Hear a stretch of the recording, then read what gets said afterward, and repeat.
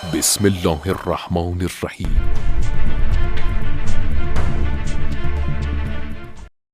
السلام علیکم ورحمۃ اللہ۔ اولاً تو یہ کہ تمام ائمہ معصومین علیہ السلام کے نام بھی اور القاب بھی یہ کسی انسان کے دیے ہوئے نہیں ہیں، سب اللہ کی جانب سے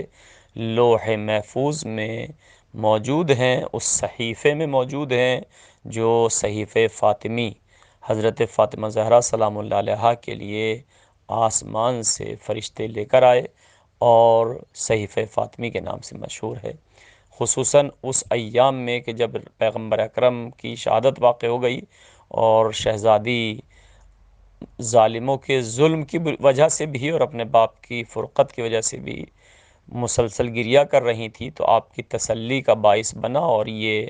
مسلسل فرشتے آپ کو یہ صحیفے کی تلاوت کرتے رہے جو صحیفہ فاطمیہ۔ اس صحیفہ فاطمیہ میں آپ کے جانشینوں کا، آپ کے بعد آپ کی امت، آپ کے شیعہ، ان سب کا تذکرے ہیں۔ وہاں ائمہ طاہرین کے نام القاب کے ساتھ ساتھ موجود ہیں، جس کو روایت میں ہے کہ جابر کو پڑھ کے سنایا گیا، جابر نے پھر امام محمد باقر سے اس کو بیان کیا مکمل صحیفہ، اور جو آج ہمارے امام زمانہ کے ہاتھ میں ہے، اس میں امام محمد باقر کا باقر العلوم لقب ہے۔ یہ تو ایک زاویہ ہے کہ یہ نام سب اللہ نے رکھے ہیں، ہم نے نہیں رکھے، یہ کسی بھی انسان نے نہیں رکھے۔ لیکن دوسرا زاویہ یہ ہے کہ ہمارے تمام ائمہ علم لدنی کے مالک ہیں۔ امیر المومنین نے آغوش پیغمبر میں ولادت کے بعد قرآن، توریت، زبور، انجیل کی تلاوت کی، لیکن ہر امام کو ظاہری زمانے میں ظلم و ستم اور ظالم حاکموں سے مقابلہ اور ان کا سامنا رہا ہے، لہذا کسی امام کو کچھ موقع ملا اور کسی امام کو کوئی موقع نہ مل پایا۔ اس لحاظ سے امام محمد باقر کے زمانے میں چونکہ بنی امیہ اور بنی عباس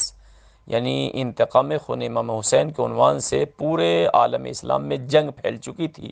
اور لوگ بنی امیہ کے ظلموں سے عاجز آنے کے بعد ہر جگہ قیام کر چکے تھے، بنی امیہ کے خلاف جنگیں جاری تھیں۔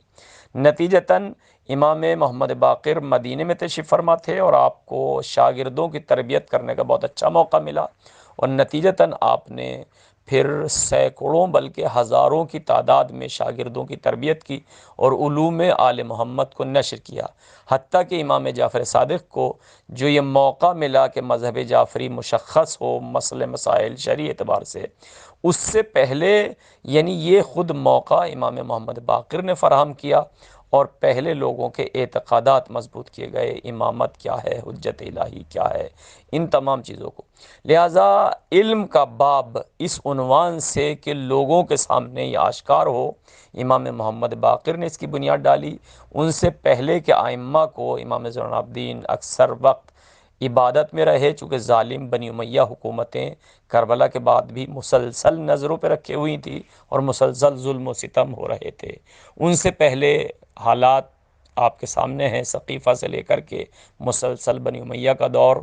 کہ جہاں امیر المومنین کو سب و شتم رہی، لہٰذا امام حسن، امام حسین کا دور اس عالم میں گزرا۔ اسی طرح بعد کے ائمہ بھی بہرحال اپنے اپنے زمانے کے سامنے یعنی زمانے کے حاکموں کے سامنے جیسے رہے، لہٰذا امام محمد باقر کو علوم آل محمد کی نشر و اشاعت کا سب سے زیادہ اور بہت اچھا موقع ملا ہے۔ اسی مناسبت سے آپ کو باقر العلوم کہا جاتا ہے، ورنہ اس میں کوئی شک نہیں ہے کہ ہمارا ہر امام عالم علم لدنی ہے۔